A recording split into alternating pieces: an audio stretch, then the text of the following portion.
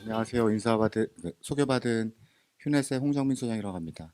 저는 지금 교과 중심, 학습자 중심 교과학회인데요. 저도 뭐 아시다시피 교과 교육을 나왔습니다. 지리교육과를 나왔고요.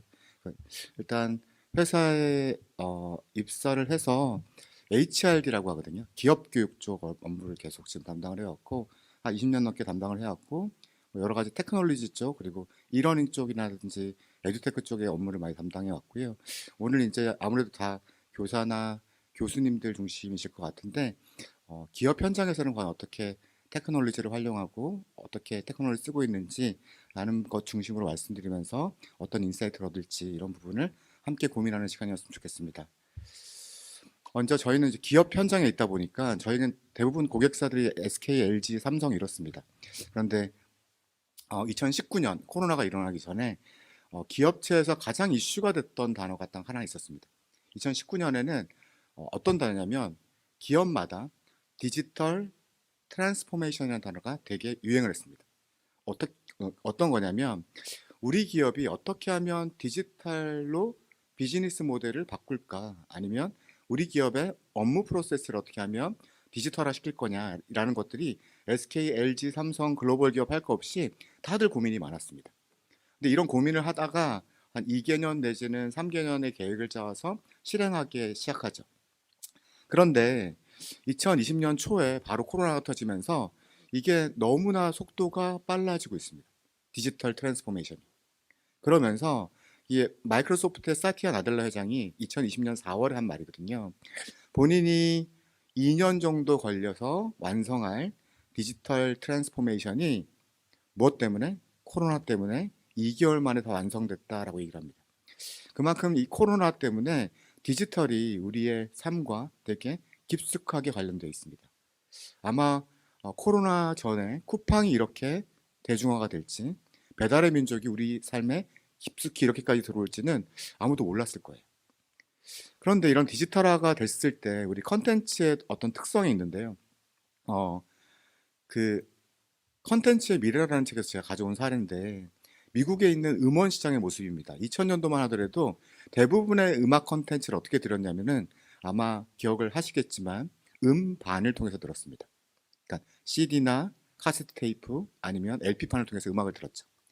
그런데 이게 디지털화가 한 1998년도 인터넷이 본격화되잖아요.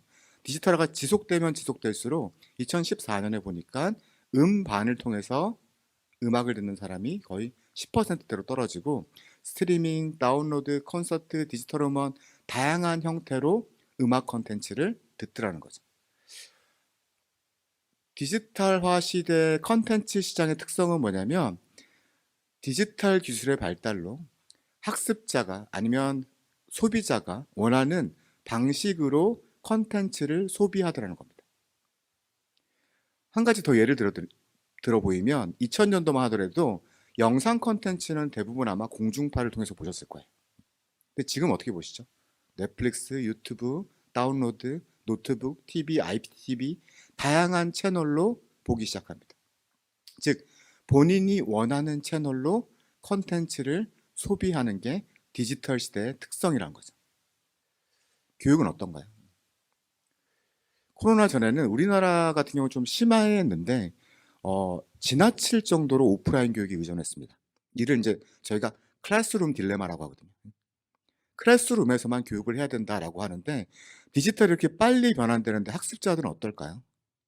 학습자들은 본인이 원하는 채널로 학습을 하고 싶어 합니다. 그런데 이것도 마찬가지로 교육은 예외야라는 게 아니라 이게 기업 교육 시장의 북미 시장이에요. 2009년만 하더라도 77%가 클래스룸 교육이었어요. 그 기업 교육이요. 그런데 점점 디지털화가 진행되면서 2012년에 53%, 2016년에 32%가 되고요. 지금은 거의 북미 같은 경우는 상당히 많이 줄었습니다. 그리고 지금 라이브 동시 진행을 하고 있지만 이게 13%, 그리고 온라인 교육이 26%까지 올라갑니다. 교육 컨텐츠도 마찬가지로 디지털 기술이 발달함에 따라서 본인이 원하는 채널로 교육을 듣고 싶어 하더라는 거죠. 클래스룸 온리가 아니라. 그래서 이게 그 코로나 이후로 기업 교육 쪽에서는 상당한 많은 변화를 겪었는데요. 왜냐하면 연수원들이 전부 다 생활치료시설로 쓰는 경우가 많았어요. 그리고 이 기업 현장 같은 경우는 좀 더 변화가 빠른 게 뭐냐면 재택근무가 이슈가 됩니다. 지금 코로나로 일상 회복 단계인데도 불구하고 IT 기업 같은 경우는 절반 이상의 재택근무를 아직도 하고 있어요.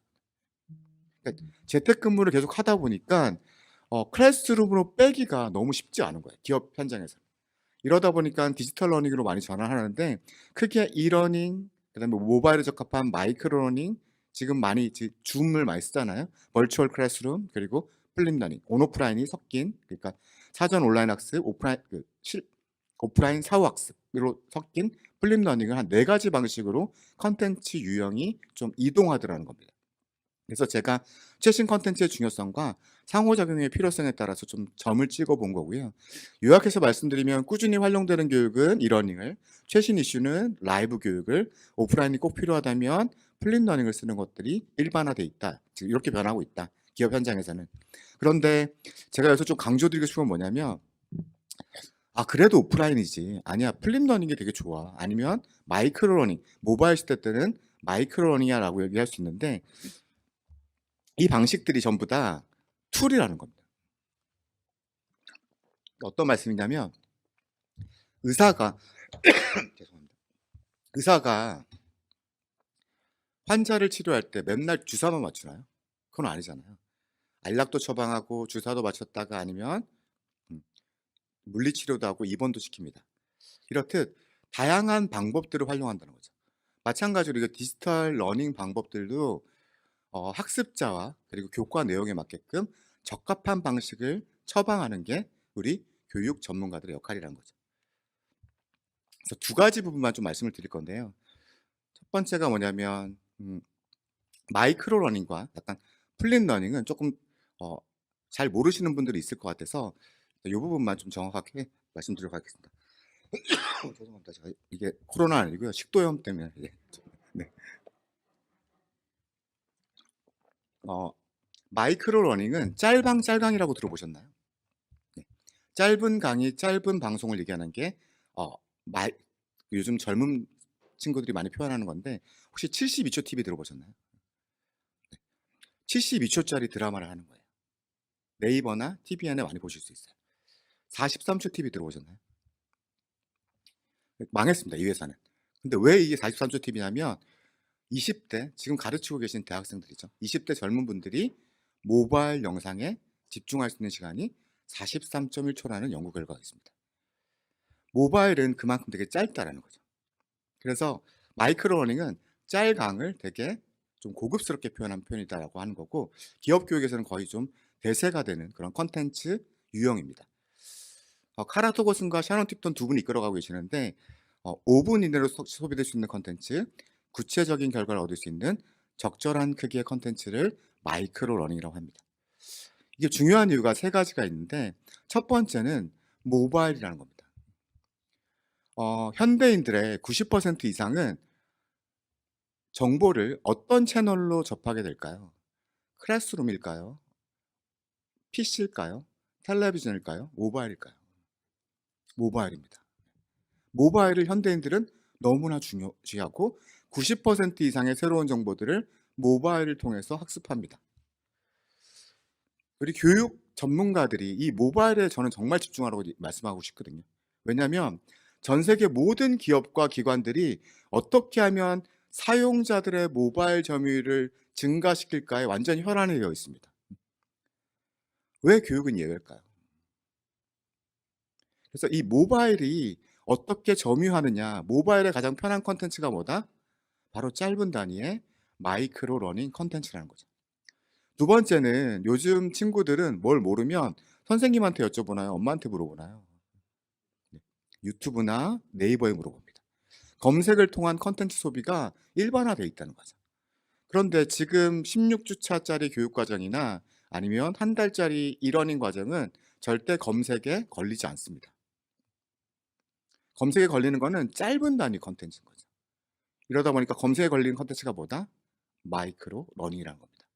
마지막으로 밀레니얼과 Z세대, 그리고 어린 세대들이 가장 좋아하는 채널이 바로 이 클래스룸이 아니라 모바일이라는 겁니다. 이들이 좋아하는 컨텐츠가 50분 공부하고 10분 휴식하는 게 아니라 모바일 5분짜리로 계속해서 컨텐츠를 소비하는 거를 너무 익숙해 합니다. 이들이 좋아하는 컨텐츠가 뭐다? 바로 마이크로 러닝이라는 거죠. IBM에서는 2016년에 CLO 치프 러닝 오피서라고 해서 최고 교육 책임자가 나와서 이렇게 얘기를 합니다.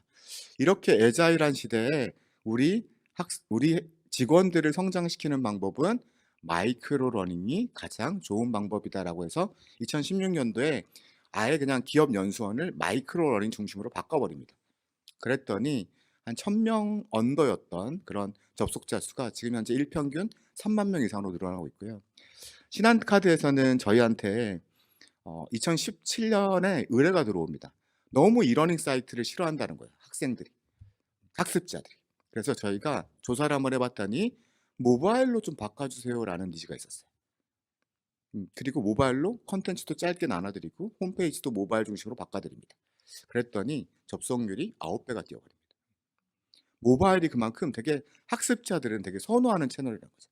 그런데 우리 대학은 모바일로 하기엔 너무 기술도 많이 필요해. 우리 학교는 모바일 접근하기가 쉽지 않아 라고 하는데 마이크로 러닝 컨텐츠의 가장 큰 특성이 뭐냐면 확장 가능성이 있다는 겁니다. 3분에서 5분짜리이기 때문에 LMS에 탑재할 필요도 없고요. 카톡으로 공유가 되고 페이스북에 공유가 되고 이메일로 전송할 수 있습니다. 그래서 이런 것들을 학습 전, 중, 후 아니 전에만 활용하든지 아니면 학습한 거를 복습하고 활용할 때 활용하든지 다양한 방식으로 우선적으로 먼저 활용하는 거를 추천드립니다. 그래서 학습 자체를 모바일로 바꾸기에는 상당히 많은 시간이 걸리니까 이런 부분을 좀 추천드리고요. 두 번째는 플립러닝입니다. 온오프라인을 섞는 방식인데 존 버그만과 아론 쌤이라는 과학 선생님이 만든 최초의 이론인데 이게 엄청난 베스트셀러가 되죠. 그러면서 온라인 사전 학습, 오프라인 실천 학습이라는 플립러닝이 되게 대중화됩니다. 이때 이분들이 두 분이 가장 먼저 했던 질문이 하나가 뭐냐면 오프라인 교육이 너무나 중요하다는 겁니다. 클래스룸 교육이. 저도 사범대 출신이지만 오프라인 교육만큼 이렇게 효과적인 방법은 없습니다. 그런데 오프라인 교육이 이렇게 시간을 많이 잡아먹을 필요도 없다라는 거죠. 즉 오프라인 교육이 너무나 중요한데 우리 오프라인 교육은 어떻게 하면 더 잘할 수 있지라는 질문에서 시작된 게 바로 이 플립러닝입니다. 이게 NTL 학습 효과 피라미드인데요. 다 이제 전공이시니까 쉽게 말씀드리겠습니다. 들으면 5%를 기억하고 말로 설명하면 90%를 기억하잖아요. 근데 플립러닝은 여기서 뭐만 하자는 거죠? 오프라인에서 효과가 높은 것만 하자는 겁니다. 토의해보고 실제해보고 말로 설명해보는 것만 하자라는 거고 듣고 읽고 하는 강의식 수업은 온라인으로 보내버리자는 얘기입니다. 다 아시다시피 블룸의 텍소노미 학습 목표의 유계 구조에서도 하위 목표, 기억하고 이해시키는 거는 하위 목표잖아요. 적용하고 분석하고 평가하고 창조하게 만드는 상위 목표를 우리가 교육자들이 가르쳐야 되는데 플립러닝의 철학처럼 오프라인 교육이 너무 중요하다 보니까 오프라인에서는 상위 학습 목표를 하자는 겁니다. 기억하고 이해시키는 걸 어떻게 하자? 다 온라인으로 보내버리자는 겁니다. 그래서 제가 그냥 실제로 사례를 가지고 왔는데요. 저희가 2016년 7월부터 기업교육 현장에다가 플립러닝 교육 과정을 서비스하고 있습니다. 65개 과정이 지금 누적을 서비스하고 있고 한 10,000명 이상의 학습자들이 계속 들어오고 계십니다. 그리고 여기다 질문을 드리면 95%의 학습자가 플립러닝이 효과적이라 말씀하고 계세요.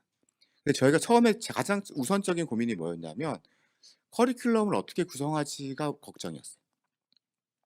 어떻게 온라인과 오프라인을 나눌 거냐라는 게 제일 고민이었어요.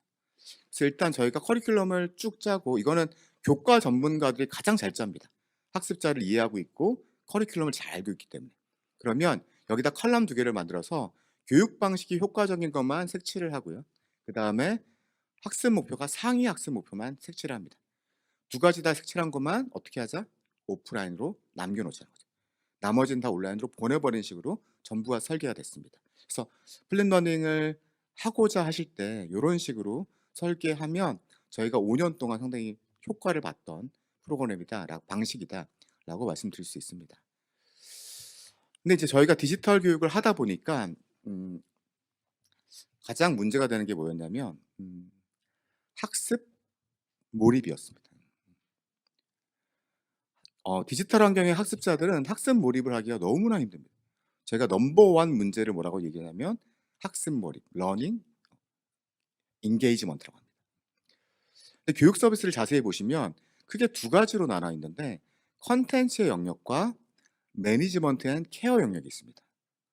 그래서 실제 우리가 인식하지 못하시지만 교수님과 선생님도 인식하지 못하시지만 오프라인 클래스룸에 들어온 순간 학습 환경이 갖춰지고 동료 학습자가 있고 대면 상호작용이 가능하고 아이 컨택이 가능하고 그리고 아이스 브레이킹도 가능하고 다양한 것들이 이 오프라인 환경 하에서 되게 가능합니다. 이런 것들이 모든 것들이 오프라인 환경에서는 선생님과 교육 전문가 아니면 교사들에 의해서 이 통제가 가능했죠. 그런데 디지털로 딱 전환하는 순간 뭐만 넘어갔다? 콘텐츠만 넘어갔습니다. 무크의 수료율이 몇 퍼센트인지 아신가요? 많이 아실 것 같은데. 평균 수료율이 5에서 9% 밖에 안 돼요.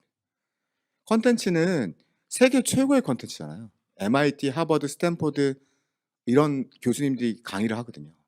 그런데 수료율은 5에서 9% 밖에 안 돼요. 왜냐하면 이 매니지먼트 케어가 부족하기 때문에. 오프라인에서는 콘텐츠가 되게 중요한데요. 온라인도 마찬가지 콘텐츠가 아주 중요합니다. 그런데 학습자들의 학습 몰입이 되게 낮아지기 때문에 매니지먼트 케어 영역도 상당히 디지털 환경에서는 되게 중요하다는 거죠. 이게 온라인으로 가면 왜 학습 격차가 일어나면 상위 10% 아이들은 오프라인이든 온라인이든 모바일이든 무조건 공부를 합니다. 하위 10%는요. 먹을 거를 주고 빌어도 안 합니다. 이분들은. 공부에 관심이 없는 분들이고요. 중간에 80%는 하위로 내려가고 있는 겁니다. 매니지먼트 케어 서비스가 있으면 충분히 공부를 할 분들인데 없다 보니까 디지털 환경에서 없다 보니까 학습 격차가 되게 생기고 있는 거거든요. 그런데 이 무크 서비스 중에 코세라에서 이 문제 때문에 이런 서비스를 하나 합니다. 시그니처 트랙이라는 서비스인데요. 뭐냐면 돈 심지어 유료예요. 내가 이 과목을 들을 테니까 나를 괴롭혀 줘라는 프로그램이에요. 사인을 합니다. 시그니처 트랙이라는 프로그램인데요. 내가 만약에 학습을 안 하고 참여를 안 하고 막 이러면 문자 오고 메일 보내고 전화 오고 난리 나는 프로그램이에요. 이랬더니 어떨까요? 수료율이 5에서 9%에 불과했던 거니까 50%를 넘어갑니다.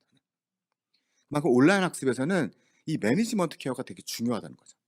그럼 어떻게 해야 될까요? 라는 건데 자기주도 학습자를 가정한다는 가장 큰 차이가 있고요. 온라인 학습자들이 되게 불편해하는 가장 좀 힘들어하는 게 세 가지가 있습니다. 첫 번째가 뭐냐면 자기주도 학습, 자율성이 없다라는 겁니다. 그러니까 자발적 참여를 이끌어내야 되는데 이게 쉽지 않다는 겁니다. 그런데 유튜브 콘텐츠를 보시면 어떤가요? 유튜브 콘텐츠를 보면 계속 보게 되는 이유가 뭔가요? 넷플릭스도 나한테 맞게끔 계속 추천을 해주잖아요. 그러니까 콘텐츠나 아니면 맞춤형 학습 동력까지 해주는 게 계속 나랑 맞춰주는 거죠. 자율성을 강화해주는 거죠. 나한테 맞춰주면 어떻게 한다? 자율성이 되게 증가돼서 자발적 참여가 일어나는 거예요. 이런 면에서 맞춤형 학습이 되게 중요하다는 거죠. 두 번째는 뭐냐면 온라인 학습자들이 자신감이 좀 결여되어 있습니다. 내가 이렇게 학습을 하다 옆에 좀 쳐다보고 '아 나랑 비슷하게 학습을 하는구나. 분위기 봐서는 같이 이해를 하고는구나.' 하면서 학습을 중간에 계속해서 자신감을 가질 수 있는데 그런 것들이 그냥 집에서 방에 혼자 있잖아요. 이러다 보니까 자신감이 되게 부족한 거예요. 라이브 교육 같은 경우는 의외로 약간 좀 커버가 가능한데 뭐 일원이나 이런 경우는 '이게 내가 잘하고 있나?' 되게 부족해지는 거죠. 그러면서 이 자신감을 늘리기 위해서 대표적으로 쓰는 게 게미피케이션입니다. 이 방식을 좀 이따 설명을 드리고요. 마지막으로 혹시 운영진 물이 좀 있으면 저 하나만 갖다 주세요. 그리고 마지막으로 가장 중요한 건데요. 외롭다는 겁니다. 온라인 학습자들이. 관계성인데요. 되게 외롭다는 겁니다.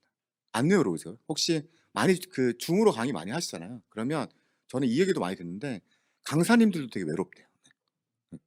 막 온라인 화면 다 꺼져 있잖아요, 이렇게. 그런데 강사들도 외롭고 학생들도 외롭다는 거죠. 그러니까 소셜 러닝을 되게 그러니까 함께 있는 거를 되게 확대한다라는 거고, 아마 지금 대학에서 작년도에 컨텐츠를 디지털화하는데도 되게 힘드셨을 거예요. 온라인 교육이라는 걸 처음 만나 보니까 되게 힘드셨을 텐데, 이 컨텐츠도 되게 중요하지만 지금 앞으로 매니지먼트 케어 서비스, 즉 자율성과 자신감과 관계성을 어떻게 넓힐 거냐라고 같이 생각해 주시면 에듀테크 기반의 교육이 업그레이드 된다는 거죠. 실제 제가 제 고객사인 C사입니다. 물류회사인데요. 가장 큰 물류회사죠. 여기서 이제 배달원들 대상으로 한 마이크로 러닝 사이트예요. 그래서 들어가자마자 관심 분야를 설정하게 만듭니다. 그러니까 자율적으로 자발적으로 참여를 많이 이끌어내는 거죠. 그리고 학습 계획까지 수립하게 만들어요. 일주일에 내가 몇 개 볼 거야라고 설정을 해놓으면 이렇게 마이크로 러닝으로 5분 단위 컨텐츠로 계속 유튜브처럼 계속 추천을 해줘요. 이런 식으로 컨텐츠를 학습하게 만드는 거죠. 그리고 이게 학습을 하면 포인트라든지 학습 참여해서 좋아요 누르면 포인트가 계속 쌓이게 해줘요. 그러면 이게 이 포인트 가지고 이 사람들이 쿠팡몰에서 뭘 살 수가 있어요. 이런 식의 이제 보상과 그 학습과 게임까지 연계돼서 이렇게 하는 프로그램이거든요. 요런 식의 설계가 최근에 많이 되고 있다라는 거. 이게 어떤 거다? 매니지먼트 케어가 되게 중요하기 때문에 디지털 러닝을 자율성, 관계성, 자신감을 확장시키기 위한 방식이다라고 보시면 될 것 같고요. 두 번째는 되게 외롭다는 건데, 스탠포드 대학에서 2016년에 이런 실험을 하나 하는데요. 한 개의 집단은 온라인 교육을 혼자서 학습하게 한번 해봅니다. 그리고 두 번째 집단은 온라인 교육을 그룹을 묶어줘요. 한 10명씩 묶어줘서 같이 학습하게 해봅니다. 그리고 마지막은 이 그룹에다가 조교를 넣어줍니다. 그래서 튜터링을 하게 해주고 칭찬과 격려를 하게 해주죠. 첫 번째 그룹인 온라인 학습자들은 수료율이 2%밖에 안 되고요. 주평균 1회밖에 접속을 안 했어요. 그룹을 묶어줬더니 어떻게 되죠? 그룹을 묶어줬는데 수료율이 22%까지 올라가고 주평균 4.5회씩을 접속을 합니다. 마지막에 멘토를 넣어준 들은 주평균 5.5회를 접속하고 그리고 44%까지 올라갑니다. 되게 외롭다는 거죠. 그래서 우리가 오프라인 학습은 조편성을 이렇게 해주잖아요. 마찬가지로 온라인도 이 조편성이 되게 중요하다는 겁니다. 함께 학습하게 만들어주는 거죠. 이게 이제 무크의 리텐션 비율인데요. 마찬가지로 되게 5에서 9%, 처음에 막 100만 명으로 시작하지만 거의 5에서 9% 귀결되는데, 이게 외롭다는 부분을 좀 강조드리기 위한 부분입니다. 그래서 관계성을 가져야 되는데 방안이 뭐냐라고 하면, 이 스프링박스라는 온라인 교육 사이트거든요. 여기서는 온라인 교육을 절대 혼자 듣게 안 해요. 온라인 교육을 수강 신청을 하면 반드시 멘토를 붙여줘요. 멘토가 가이드를 주고 학습 경로를 안내해주고 독려를 해줍니다. 그리고 여기는 그 벤치프랩이라는 또 이러닝 사이트인데, 여기서 실험을 하나 했는데 토론방을 하나 넣는 거랑 안 넣는 거랑은 참여율이 15배가 차이 난다는 거예요. 그러니까 온라인 학습을 하더라도 토론방을 있고 없고가 너무 차이가 난다는 거죠. 두 번째는 맞춤형 교육인데요. 그러니까 어떻게 하면 맞춤형 한다라고 했는데 너무 잘 아실 것 같아서 이거는 투 시그마의 문제. 이건 넘어가도록 하겠습니다. 맞춤형 학습이 그냥 이 결과에 의하면 1대1 학습이 거의 강의식 수업보다 50배가 더 효과적이라는 얘기잖아요. 그래서 제가 한번 예상을 한번 해봤어요. 그러니까 이 맞춤형 학습의 1대1 코치가 과외가 가장 효과적인 방법인데, 저희가 계속 클래스룸을 하고 있는 교육을 하는 이유는 뭐냐면 효율성 때문이잖아요. 비용 대비 가성비 때문인데, 과외 선생님이 가장 효과적인 건 여기 계시면 다 아실 건데, 이게 못하는 이유가 딱 두 가지가 있잖아요. 왜냐하면 첫 번째가 되게 과외 선생님이 비싸다는 거죠. 두 번째가 표준화가 안 돼 있어서 되게 천차만별이라는 겁니다. 선생님마다. 이러다 보니까 여기에 이런 그 모순을 해결하기 위해 등장한 기술이 바로 인공지능입니다. 제가 한번 상상을 해봤어요. 한 요만한 로봇이 우리 아이들을 따라다니면서 수학이란 교과를 가르친다고 예상을 해봤는데, 오늘은 바이오 리듬의 이성적 영역이 충분히 수학 수업을 해볼까요? 나만의 커리큘럼을 제시하고요. 두 자릿수 나누기 문제가 조금 부족하니 이 부분 짚고 넘어가요. 학습 역량을 정확하게 파악하고 있고요. 잠깐 푸는 걸 멈춰봐요. 여기서 이렇게 생각해보는 게 좋아요. 다시 한번 해볼까요? 실시간 맞춤형 학습이 가능하고요. 어 피로가 쌓였어요. 5분 정도 쉬었다 해요. 쉬기 전에 구구단 팔단 까먹을 때 되었어요. 한 번 더 읽어보아요. 상황에 맞는 학습 진행 및 지속적 기억 상기까지 해줍니다. 조금 답답한 기분이군요. 이럴 땐 거실이 좋죠. 학습자의 상황에 맞는 학습 환경까지 구축해 줍니다. 선생님들이 여기 이 친구를 이길 수가 있을까요? 가르치는 분야에서는. 이 친구들은 근데 점점 진화해 나갈 겁니다. 인공지능은 누적돼서 진화해 나가거든요. 130개 언어를 이제 앞으로 하게 될 거고요. 그리고 전 과목을 가르치기 시작할 겁니다. 실제 인공지능이 쓰였던 사례인데 조지아 공대 사례입니다. 뭐 너무나 잘 아는 질 왓슨의 사례인데요. 이러닝 튜터, 이러닝을 첨삭해주고 채점해주고 Q&A를 받아주는 친구를 인공지능으로 넣었던 사례 2010년에 일어났던 일입니다. 그런데 질 왓슨이라 이름을 짓고 학생들한테 좀 인공지능을 숨겼는데 너무나 인기가 많은 조교가 돼버린 거죠. 그런데 딱 끝나고 나서 인공지능 조교라고 얘기하니까 다들 너무 놀랬다. 심지어는 답변도 되게 빠르고 정확해서 인기도 많은 조교였습니다. 그런데 2016년 5월에 조지아 공대에서 뭐라 얘기하냐면 앞으로 이러닝 튜터의 역할은 인공지능의 역할을 점점 더 늘려가겠다라는 거고요. 제가 지지난달에 기사에 봤는데 이러닝 중에서 조지아 공대에서 이루어지는 이러닝 중에서 질문의 60%는 이 친구가 혼자 해결하고 있습니다. 답변을 다 주고 있습니다. 점점 진화하는 거죠. 여기는 뮤즈오라는 로봇이에요. 우리나라에서 만든 거고요. 요만하게 생겼습니다. 요 정도 물통만하게 생겼고요. 되게 귀엽습니다.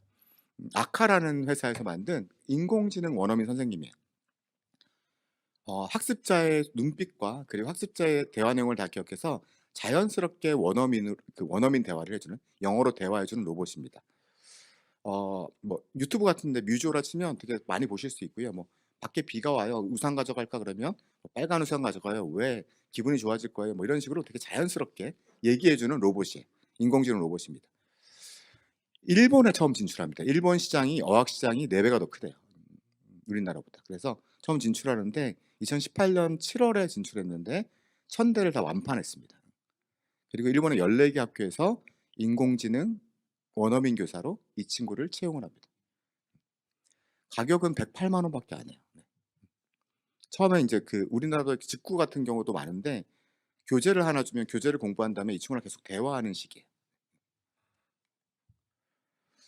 그러면 과연 인공지능이 지금 현재에서는 어느 정도까지 쓰이느냐? 여기는 이제 영어, 수학인데 앞에 말했던 얘기들은 지금 많이 쓰이고 있는 것들은 인공지능이 어떤 역할을 할 거냐라는 건데요. 어, 인공지능이 있으면 다 해결돼. 모든 게 다 해결되지 않아. 절대 그렇지 않습니다. 각각의 여러 가지 디지털 러닝, 플립 러닝, 마이크로 러닝, 버추얼 러닝이 되게 다양하게 있는데 이런 교육들을 되게 업그레이드 시키는 부스팅 역할을 한다는 겁니다. 골고루. 저희가 업무 프로세스를 쭉 봐서 이게 교육 전문가들 업무 프로세스인데요. 이 프로세스에 크게 지금 현재로 많이 쓰이고 있는 4가지가 대시보드부터 챗봇입니다. 그래서 여기를 좀 설명을 드리면 실제 큐레이션과 대시보드는 빅데이터와 인공지능을 같이 가거든요. 그래서 뭐 여러 가지 부분이 있는데 결국은 뭐 데이터 선정부터 쭉 적용이 돼서 대시보드 개발과 큐레이션까지가 보통 최근에 기업 현장에서 만나는 인공지능 프로젝트예요. 그래서 일단 큐레이션부터 말씀드릴 건데 크게 3가지 큐레이션 방식이 있습니다. 인공지능을 활용해서 내용 유사도와 경로 유사도, 키워드 태깅. 첫 번째는 경로 유사도인데요. 과정 정보와 학습자들의 그동안 기록된 정보들을 다 데이터를 누적시키는 거예요. 그래서 새로운 학습자가 들어오면 이 학습자와 유사한 직급, 뭐 대리다 아니면 직무가 회계다 이런 식의 이 유사한 직군들이 많이 활용했던 것들을 큐레이션 해주는 거예요. 대리 2년차의 회계 담당자는 이 컨텐츠를 많이 봤어 하면서 똑같이 컨텐츠를 이렇게 추천해 주는 거죠. 이 방식이고요.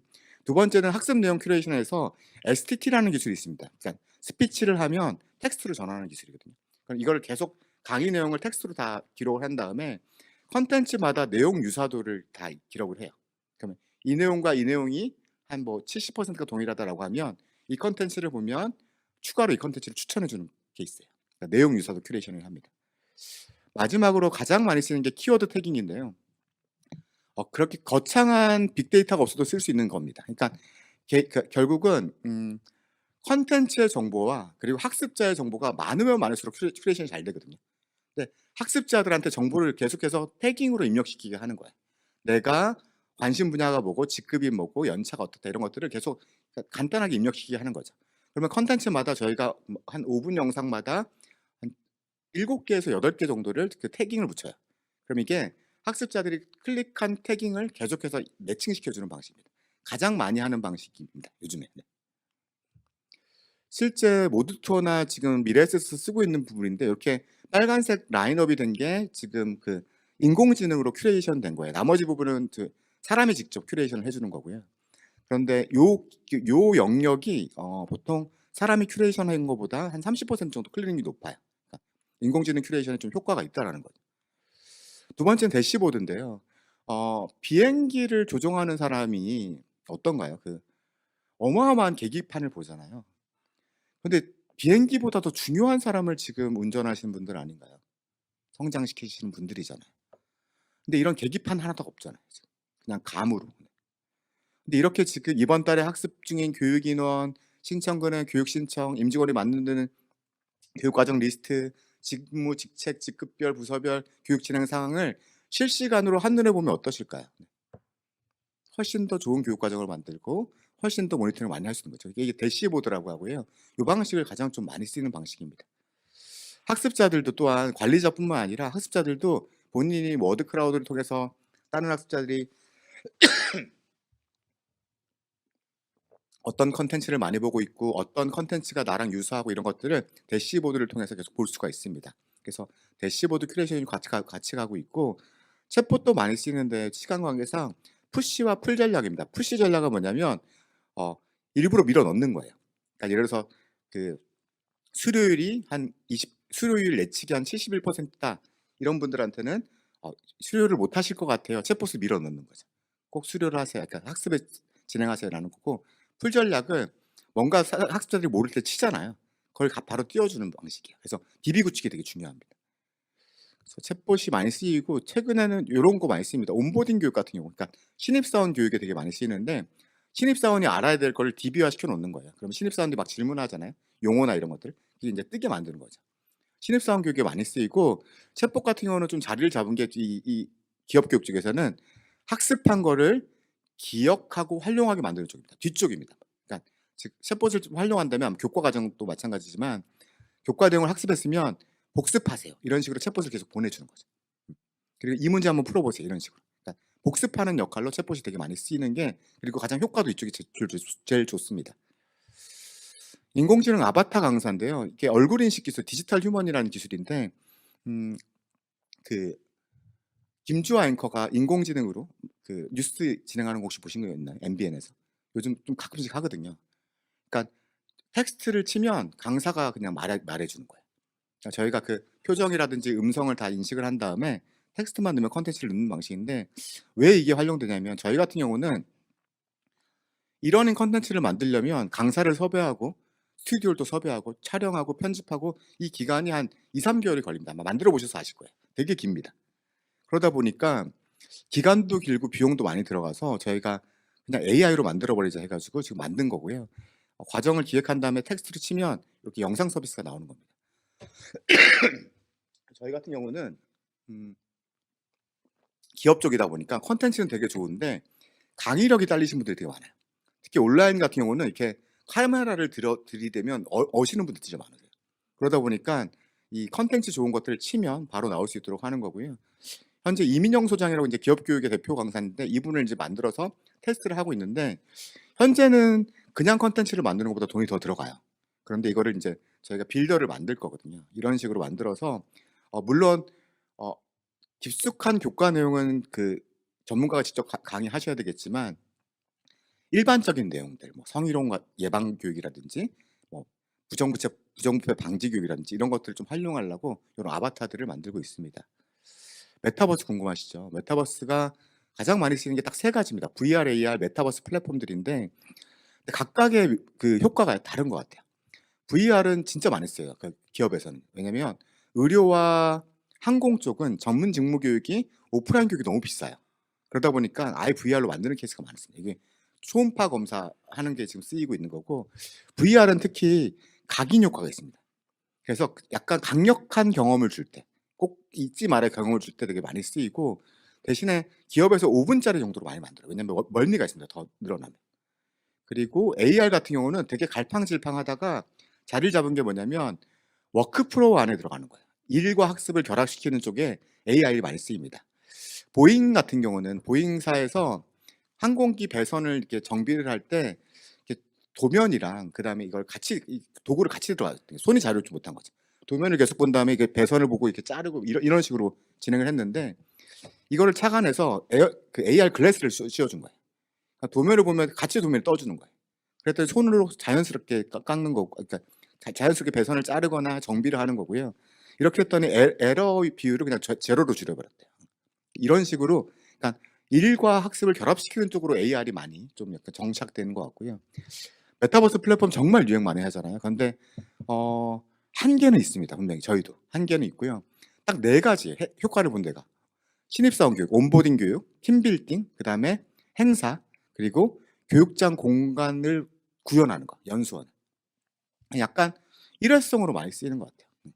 한계가 좀 있습니다. 저희도 리더십 교육이나 전문 직무 교육 때 뭐 겟더타운 이런 거 썼다가 오히려 좀 더 혼란스럽기만 해서 그냥 아예 줌으로 바꾼 사례도 되게 많고요.